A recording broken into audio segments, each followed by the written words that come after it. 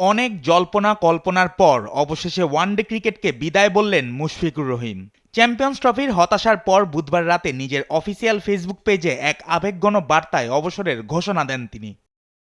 ১৯ বছরের বর্ণাঢ্য ক্যারিয়ারের ইতি টানার ঘোষণা দিয়ে মুশফিক লেখেন, ওয়ানডে ফরম্যাট থেকে আমি আজ অবসরের ঘোষণা দিচ্ছি। হয়তো বৈশ্বিক আসরে আমাদের অর্জন সীমিত, কিন্তু যখনই দেশের জন্য মাঠে নেমেছি সততার সঙ্গে নিজের শতভাগ উজাড় করে দিয়েছি।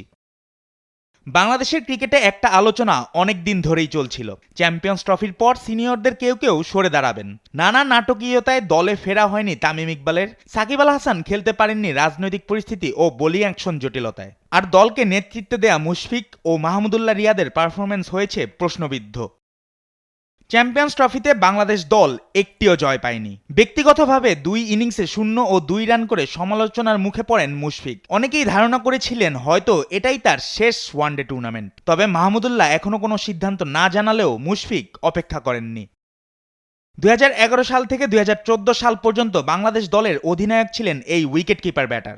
২০০৬ সালে জিম্বাবুয়ের বিপক্ষে ওয়ানডে অভিষেকের পর দীর্ঘ ১৯ বছরে ২৭৪ ম্যাচে করেছেন ৭,৭৯৫ রান, যেখানে রয়েছে ৯টি সেঞ্চুরি ও ৪৯টি হাফ সেঞ্চুরি। শুধু ব্যাট হাতে নয়, উইকেটের পেছনেও ছিলেন দলের সবচেয়ে নির্ভরযোগ্য ভরসা।